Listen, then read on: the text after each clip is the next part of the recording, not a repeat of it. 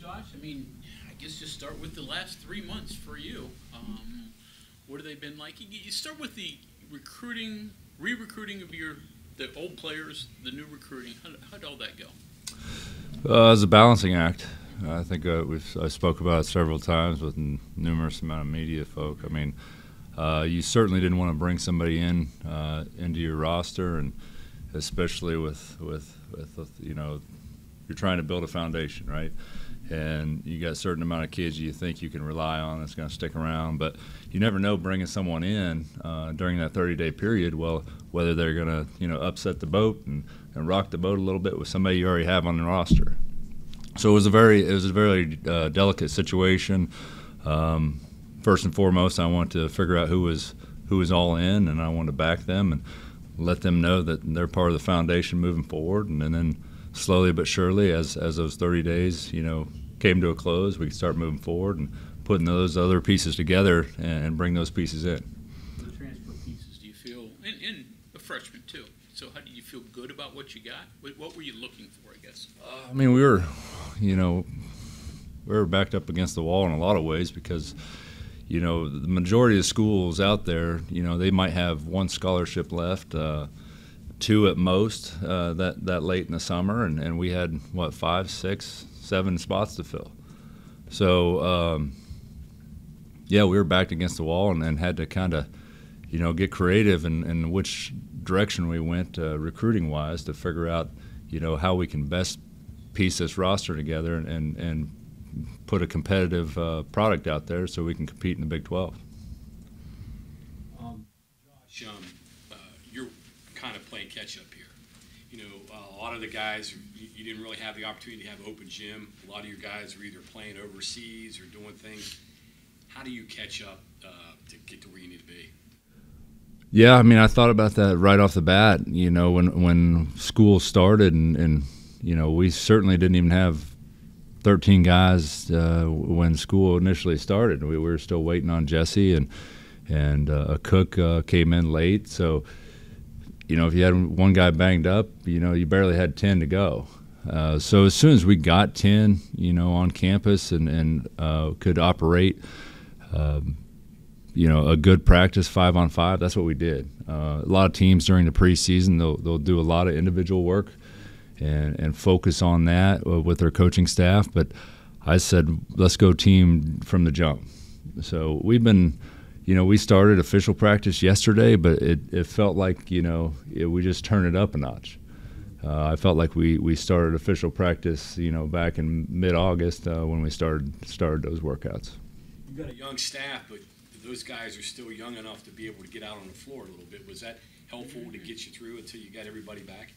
Yeah, that was fun. I mean, I think, yeah, Noah's first day of practice, you know, I think he had a little culture shock with the weight room that day, and he started cramping up. I didn't notice he was cramping up, but I looked down the floor, and that was one of those days we only had 10, right? And so if one went out, you know, somebody had to replace him, and I looked down, and DeMar Johnson, Coach Johnson, started sprinting down the floor, and I had no idea that Noah even went down. So yeah, we got a young, vibrant coaching staff, eager to get on the floor every day, eager to put that individual work with those guys in every day when we have that extra time. And so it's been fun, and then we sit down and meet every morning and get on the same page. But yeah, I think the guys and the players we got on our roster really feed off that. You too, right? You've been on the floor a little bit. Yeah, I try to limit myself. I keep hearing all these stories about blowing Achilles, and I feel like that's going to happen eventually. I'd rather, you know, push that down the road. I'd rather those guys blow one out, rather myself. Put this staff together. What were you looking for? Obviously, you got guys with a lot of connections, but still, what'd you want? 3 of the 4 guys that are on the floor every day, I mean, they've wore the jersey. They've wore the old gold and blue, and they know what it means to the state and these people. So, you know, that first and foremost, they have equity in the whole process. They want to represent us the right way, and so I mean, that's huge. That's huge. I mean, when we go out and go through the blue lot with recruits, and I didn't realize how hard it was going to be for a group of us just to travel. You know, as soon as Deshaun gets done signing an autograph and taking a picture with you know, some fans, Jordan gets pulled off, and then Alex gets pulled off, and then DJ played in the league for 8 years, so he's a celebrity himself. So we got a good group, and I think not only is that our guys, you know, on our roster gravitate toward them, I think in the recruiting they really gravitate towards them as well. On to Jesse, was that a big key for you early? Yeah, I think he really was that fulcrum in terms of, you know, balancing act. You know, it was really something we could build off of, and we didn't really have a backup at that point. So, and that was certainly something we tried to shore up at the end of the summer, that we probably, you know, there wasn't a lot out there to back him up. So, yes, he was probably the critical piece that we wanted to make sure we maintained throughout the summer and we could build off. You know, anytime you look at championship teams, they have a really good point guard and they have a really good big, and then they have a lot of good pieces around them. So that was my main concern, keeping Jesse and keeping Kerr and having those guys to, you know, build around. Along those lines, Kerr did put his name in the portal, came back. Jose put it and came back. Others put it in and went else. What were the resonating things there, the differences between the guys who did go in and came back and then the guys who did go in and went elsewhere? I think the timing in a lot of ways. I mean, several of them went in before I got the job. That whole week was critical, and I think some of them would have left anyway.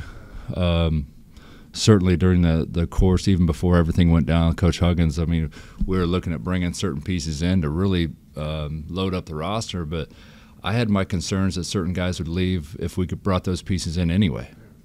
And you really had to look at the guys that are graduating. Those guys that were graduating and have immediate eligibility, you wonder if they're going to take that chance and whether they're just being patient and wait until the end of the summer to, you know, throw themselves out there. Because really, like I said earlier, a lot of these teams are being very, very patient, and so they're waiting until the end of the summer to get that piece that really puts them over the top. So, you know, they might go all out for that piece, and that gives the players a lot of leverage. The situations then with Kerr and Jose going in and then coming back to West Virginia, what were those situations like? Did you kind of expect that, or just, I mean, you know? I wasn't going to hold it back by any means.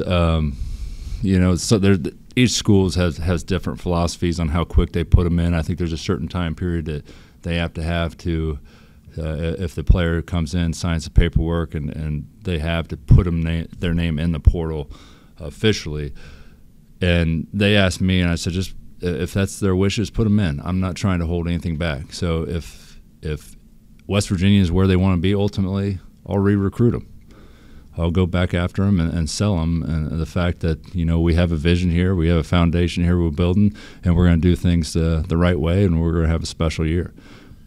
There aren't many people who have been in situations quite like you find yourself in, from replacing a Hall of Famer to getting a job without applying for it, really, never having coached the game. I mean, what kind of pressure is there being an interim, yet you can't be an interim in a situation?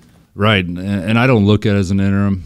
I have a big picture on my wall from the press conference, and there's a huge interim tag in the background, and I stare at that every day.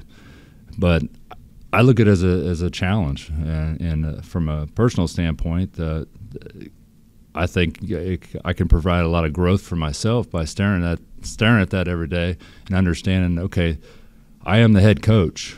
I'm the head coach for 10 months, and that's the way I look at it. So I have the opportunity to prove myself and build this program to where it needs to be. Now, is there a lot of pressure? Absolutely, there's a lot of pressure. But I'm excited to take it on and excited to take on that challenge. How long did it take you to battle the battle you had to fight within yourself as to whether to take that and, you know, be guaranteed, you know, a lot of money for 10 months, but just 10 months? You know, through the week process, I didn't really think of, like, I was thinking more of how do I take care of the guys that we have on our roster. That was my job. I was an assistant coach here at West Virginia under Coach Huggins. Their foundation got crippled, and I did everything I can during that week to build that foundation up for them and be that support system for them.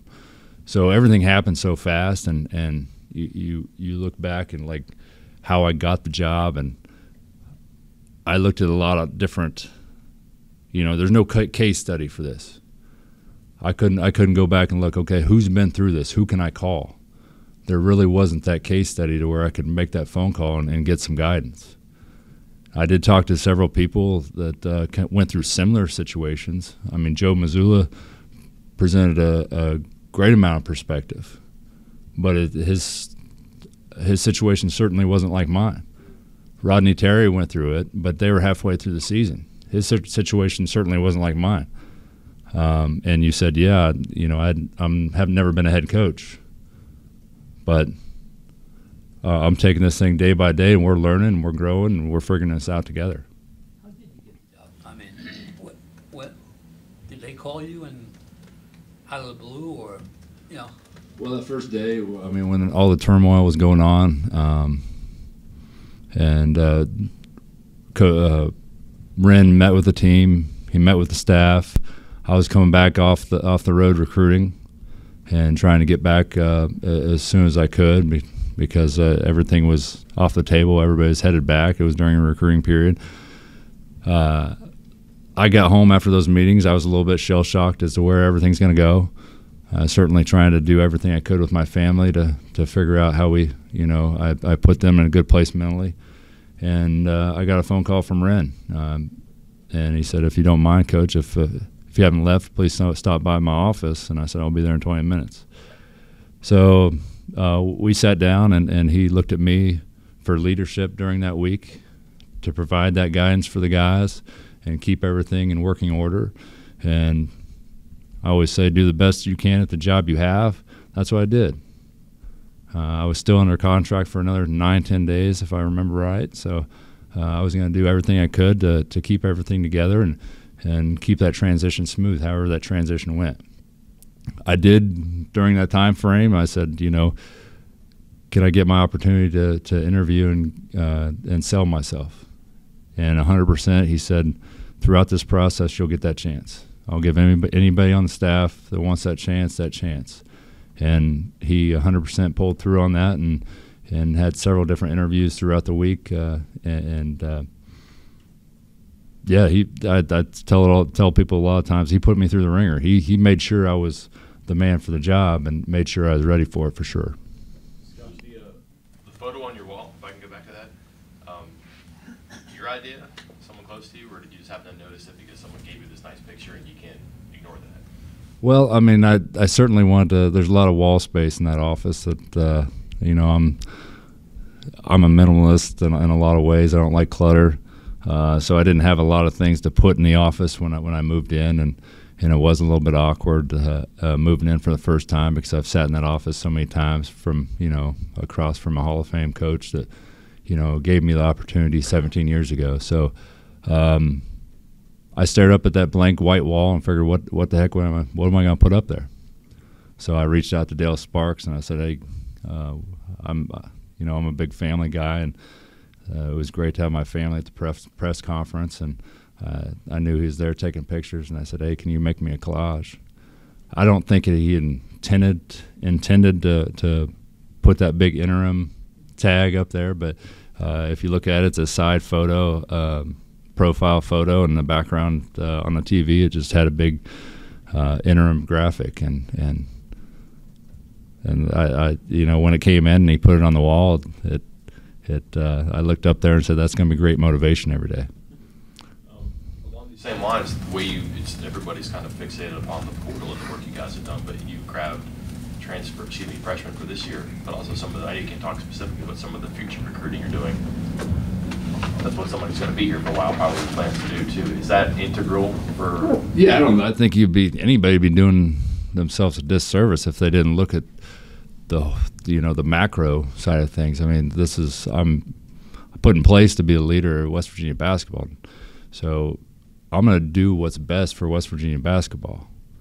That's first and foremost. So I'm not going to leave if things go south with Josh Eilert here at the helm. I want it to be put West Virginia in the best place possible. So, yeah, I'm going to recruit for the future. And, there's a couple pieces on the rosters now that, Noah can't play this year, but he's going to help us every day and scout team. And next year he's going to be prepared to make a, big statement for the Mountaineers. So he's going to help in the future here, whether I'm here or not, and I fully intend to be here. As of today, what does this team do well, and what do you expect them to do well? We're really good. Our offense is really coming along. Defensively, I every time I sit in a staff meeting, we drill defense and we drill defense and we drill defense, and I worry that every time we get to 5-on-5, we probably don't do as good a job of carrying all those things over. So that's probably my biggest concern, carrying some of those things over, and because you look at these rosters, it's such a revolving door. So all these guys have their, I think we got 4 fifth-year guys. They've all come from different defensive backgrounds. So trying to figure that out and think it's going to happen right away, it's not. Jesse sat in a zone and 2-3 zone at Syracuse for 4 years. So, and like I talked about earlier, we don't have a whole lot of depth there at the 5. So one of my main focuses is trying to keep him out of foul trouble. I need him on the floor. Offensively, I think we're really getting there. Each and every day we're making progress, and now that I got a little more time to work with him every day and can slow things down with myself and the assistants, I think we're going to get there. But we're excited about that, and we're trying to play as fast as we can. Really push the ball and put the playmakers, get the playmakers involved, and keep Kerr in a decision-making mode, because he's a pass-first guy and he's going to get everybody involved. So that's exciting. That's exciting to me. But yeah, I have my concerns on the defensive end. But we're day 2 of practice today, so we're going to get there. What about this specifically offensive? You want to spread the floor, or what's your philosophy in terms of offense? Well, my philosophy is Deshaun Butler and I sat down from day one, and he's been a great influence on myself, and he's spent time in the NBA. So we've done a lot of things with our spacing and keeping corners filled and keeping the ball in the right hands. And we've put in a lot of sets so far. Now we're looking at trying to put in some continuity so they can flow in out of the sets into the continuity. And like I said, it's not the prettiest thing right now, but hopefully in a month's time, it'll be a well-oiled machine. So without going too far, give me a look at individually what each of them has done so far. What do you like? Who you want to start with? Start with forward or front court. Jesse, like I said earlier, he's certainly going to have his challenges trying to figure out how he transitions from 2-3 zone mentality to man-to-man mentality, and we're doing some different things ball screen coverage-wise to protect that and not get him and put him in positions where he's going to be in foul trouble. But he's as long a rim runner out of a pick and roll as we've ever had. So those guys that handle the ball and can throw that up to him, it's gonna be easy to rack up some assists with him, putting that pressure on the rim. But also, you put guys around him like RaeQuan and Seth that can make shots. All that help's going to have to sag back in with Jesse and open up all those shots on the perimeter if we can maintain our spacing. Cook, I've been very, very pleasantly surprised with him. He's shot the ball really well in practice thus far. He's got a good-looking shot. His numbers in the past haven't really proved it if you look back at his previous years. But I think he's going to make shots consistently. Probably I look to him to shoot as high a percentage as he has in his career, and I'm going to try to instill that confidence in him. But probably his best attribute is on the defensive end. He's so active. I think he's going to be able to protect the rim for us and give us that depth at the 5-man if we have to, and slide him down. Pat's going to have to play some 4 or 5. He's going to, I think he naturally feels like he's a 4, but there's a lot of opportunity to back up the 5. So he's one of our biggest, strongest guys that had been in the program a few years. So he should know what we expect. But we got good depth at the 4 with Quinn and a Cook and a Cook being able to slide to the 5. So he's just going to have to realize where his opportunity is. Pat will, and once he figures that out and embraces that, I think we're going to be just fine. Josiah's been good. He's probably been our most effective offensive rebounder at this point. He's really crashing the glass, and I keep telling these guys day in and day out, like if you want to if you're going to rebound and crash the glass, you're going to stay on the floor. Because that is a concern of mine, rebounding. I mean, in the past, our spacing wasn't the best, but some of our best offense was a missed shot. So it's a give and take in terms of when you're changing your offense and you develop that type of spacing, you're probably not going to get the type of offensive rebounds that you did in the past. Start with Kerr and just go through. Kerr. We're going to have to beg him to probably be a little more aggressive in terms of looking to take a shot, because he really is a pass-first guy, trying to get everybody involved and run the show. And from a coaching standpoint, you love it. You love to have that pass-first point guard that can just run the show and get everybody in the right place. But he's going to have to, like I said, be a little more aggressive and try to take those open shots when he gets them. RaeQuan, and how is he, and do you have any idea of his waiver status yet? It's still ongoing, so it's in their hands, and there's been some communication back and forth to get the information they need on some follow-up issues, but we've been getting that to them in a timely fashion. I look forward to getting an answer in the coming weeks. So, How good is he? RaeQuan's special. He really is special.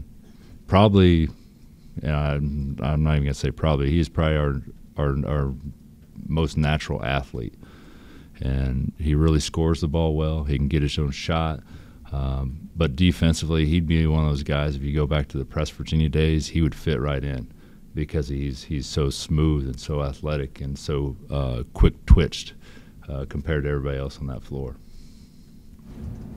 Josh, I was just sitting here kind of browsing the schedule that came out. The 2 quick turnaround games are both on the road, so that kind of helps travel-wise. There doesn't seem to be a ton of late-night weekday games. So just your thoughts. I know you probably had a chance to look at it maybe a little bit more than I have. I mean, I've been pleasantly surprised with the times. You always, as a coach, and especially with an outlier and geographically in a conference, you look at the times and try to figure out, can you get home at a decent time? Can you get that rest you need to prepare for the next game? So, yeah, it's a give or take. I mean, the best time slots are going to be the ESPN Plus games, and the worst time slots are going to be the national TV games. So it's a give or take in terms of, pick your poison on what you want. You want to be on national TV, or do you want to get that rest and be able to get back at a decent time? So, there's 4 more schools that we're working with, and there's a lot less time slots. So naturally, we're probably going to be, on ESPN Plus a lot more than, we have been in the past, and every school will have to be. Just the nature of where it's going, and I think years ago when we got on ESPN Plus, there was a lot of, certainly paying for that and not being a part of your cable package. I get it, but we're evolving. I mean, that's the way things are going in this society. So everybody's pretty much streaming their games these days. I think even Messerly cut the cable and got some streaming TV too. So we're going in the right direction. You mentioned that you went to a lot of people to get some advice or whatever, like Missoula. Like, what's the single most memorable piece of advice you got from someone, and who was it, if you want to say? I think Joe Missoula is probably the one. He said, look at it as just the greatest opportunity of your life. I mean, you're in a lot of ways, you're playing with house money, and I am. I mean, I got a chance to to show myself, prove myself, and be the leader of this organization. And he said, there's going to be a lot of challenges, and certainly control what you can control. And that's helped me sleep at night when I'm staring at the ceiling trying to figure out, how I navigate this challenge or that challenge. And a lot of it is out of your control. And you bring a great attitude to work every day, and you carry on as a leadership and leadership as an organization. I look at myself as a CEO of the basketball program and put people in the right position to succeed. And I think everybody's pulling in the right direction, and we're off to a great start. You mentioned memory, but I'm also looking here too. You've got a lot of size in the backcourt. Was that by design? Yeah, I mean, it certainly was. I love long, athletic guys. We didn't have a lot of, we were kind of backed against the wall in terms of recruiting, so we couldn't be real picky in terms of what we were getting. Certainly Jesse was handpicked early. A cook that was a nice surprise late to really give us that depth. Ali came in, and he's going to give us great minutes every day on the floor. I mean, Jesse is going to be challenged every day because of that size he's got to go against every day. So he's going to be a nice piece for us every day in practice, and shoot, we might throw him out there and he might help us in a game if need be. So Jeremiah, you mentioned him. I've always loved big, long guards, athletic guards. Kerr's not big and athletic and long, but he's a pass-first guy, and to have some type of 1-2 punch and bring somebody in if Kerr can't guard a specific guy or a really athletic guy, you got somebody with long athleticism to counterpunch. So Jeremiah's come along, but he hasn't played a bounce of college basketball. So he's got a long ways to go, and hopefully we can get him there sooner than later. I'm wondering now that practice has started, you don't have to worry about the portal anymore or scheduling or distraction. It's just about basketball now, it would seem like. Is that in a sense a big sense of relief? It is. It really is. I mean, every morning you wake up and figure out how we put ourselves in the best position to win and grow and develop as a team. One of the biggest concerns I had was chemistry. I mean, you look at the beginning of the summer, you're thinking you're going to Italy and you're building chemistry and getting 6 games under your belt and spending, 2 weeks with each other, and that wasn't the case. So, like I said, the revolving door of the roster, some of these guys just got here a few weeks ago. So we're trying to do everything we can as a team and build that chemistry. And you could have the best pieces in the world, but if they don't work together and mesh, it ain't going to work. So it's certainly something that I've been concerned with and trying to be cognizant of as we move forward to build that chemistry. I'm kind of curious about, like you were talking about, you said you were talking about with Mazzulla. I mean, his situation was obviously a little different, but he still had to go through the sense of the unknown until it became official for him.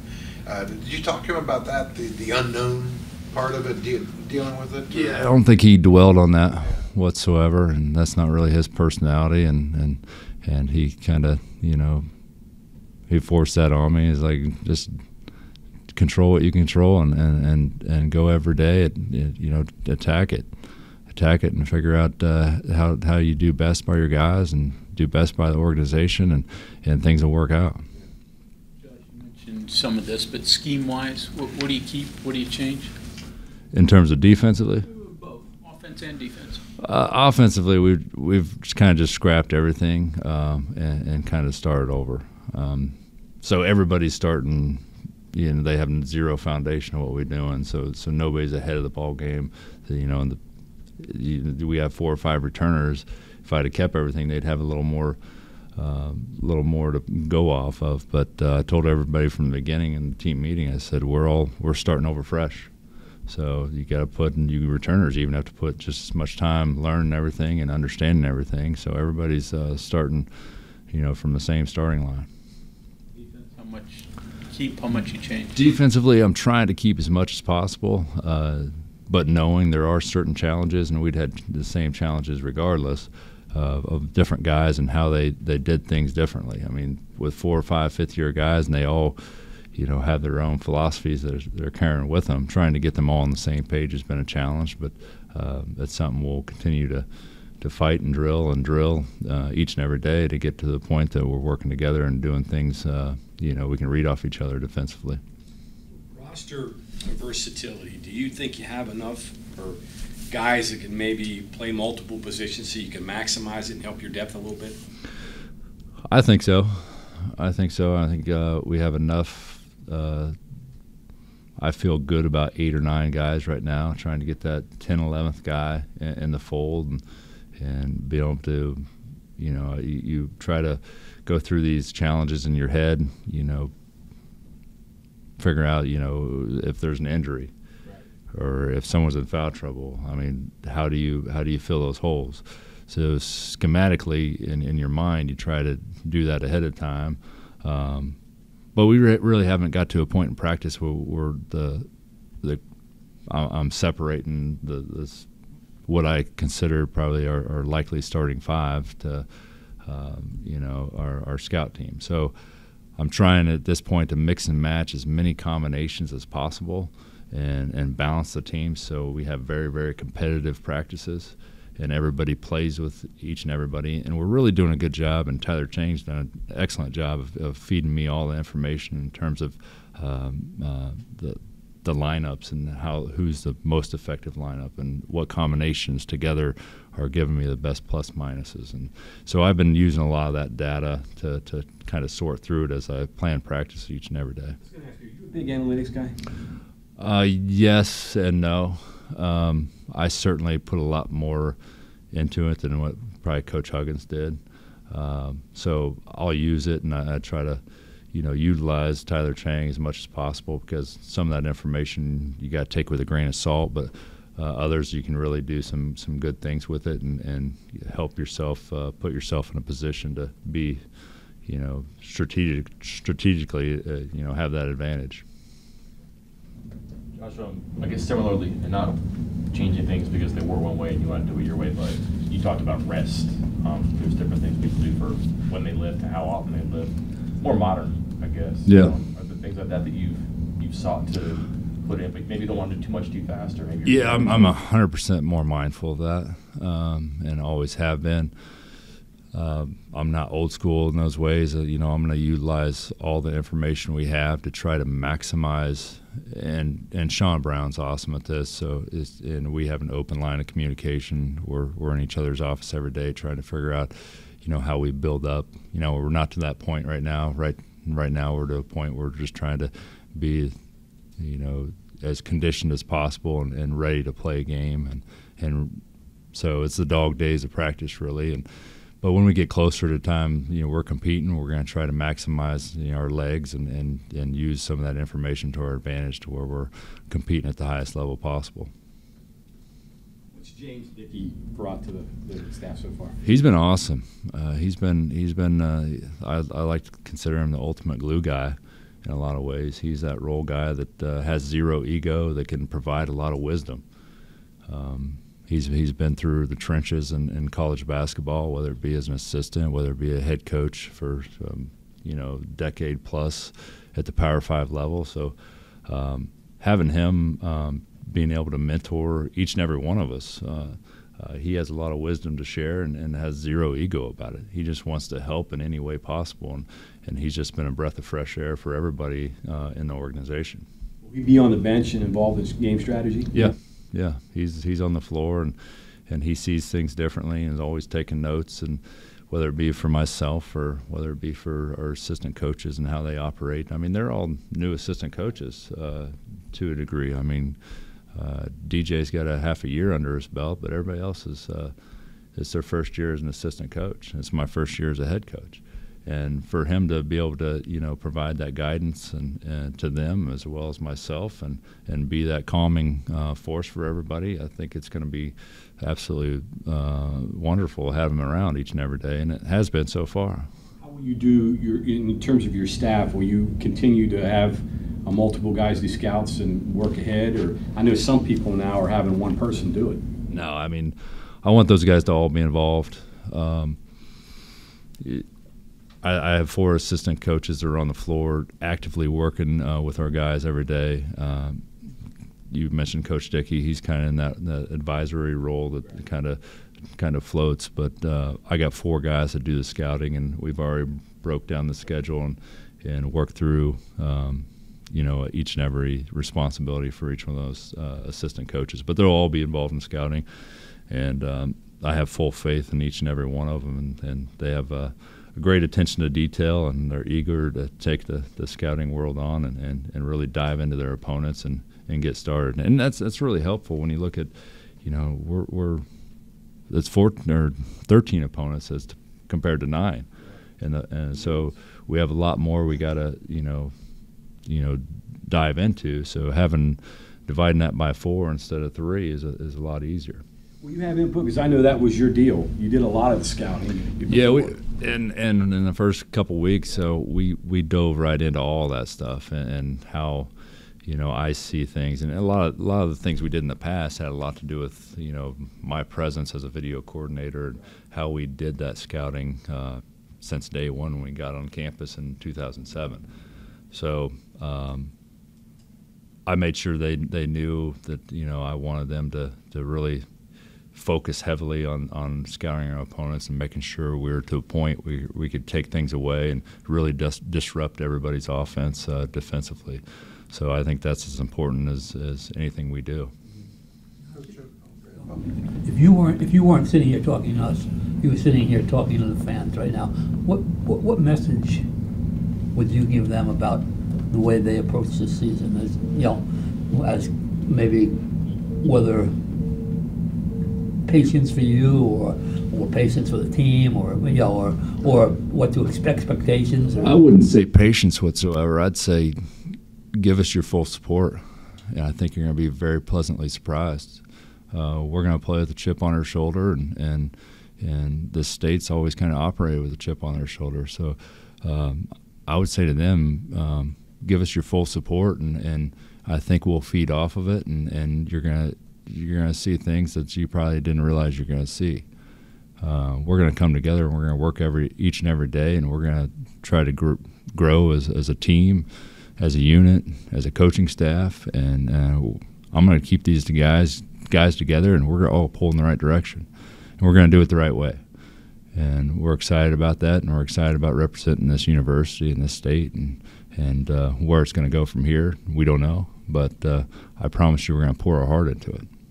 Coach, a lot's been made about how this has been kind of an unconventional beginning for you. I would imagine it's also kind of an unconventional type of preseason for the players as well. Do you see anything with that?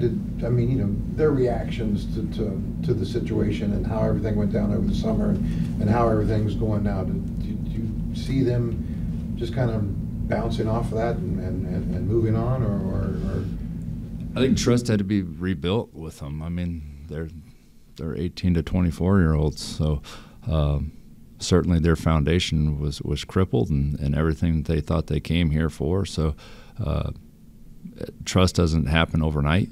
It has to be built and cultured and respect, and so all those things that come together, and it doesn't happen overnight. It just has to be each and every day. It's a buildup. So we're getting to the point where everybody's starting to look at each other and can rely on each other and trust each other.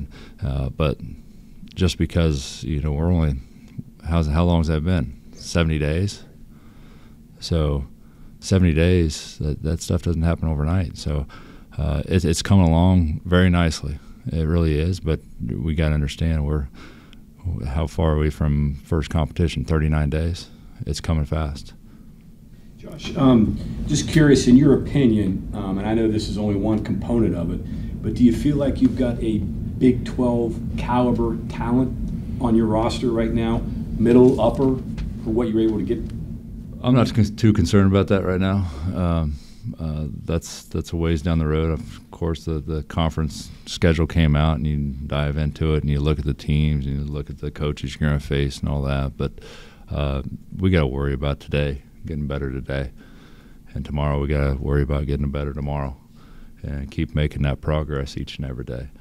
So we can't get the cart before the horse. I mean, that's coming certainly down the road, and we're going to meet those challenges when we get there. But we got to win the day, so to speak, each and every day, and get to the point where we can compete and win those early games. But just in terms of talent, what you're able to do in the time that you've been here, do you feel like you've got a roster that can compete with if I can get them all, well, sure. Like if we can get them all, that waiver certainly looms over our head.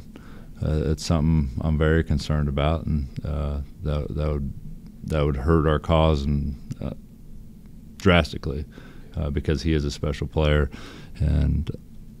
But yeah, I think our top 7 or 8 guys can really compete night in and night out with a Big 12. Certainly, I worry about some of the depth pieces in terms of whether I have the right pieces, and you got into that a little bit earlier in terms of can you fill some of those holes.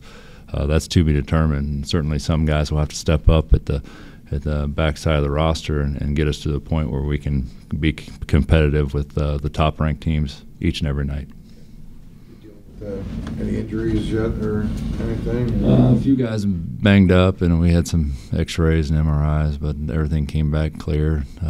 Nothing crazy. So that was more preventative, just to make sure, give people peace of mind. But we've, knock on wood, we've avoided all injuries thus far. So far, so good.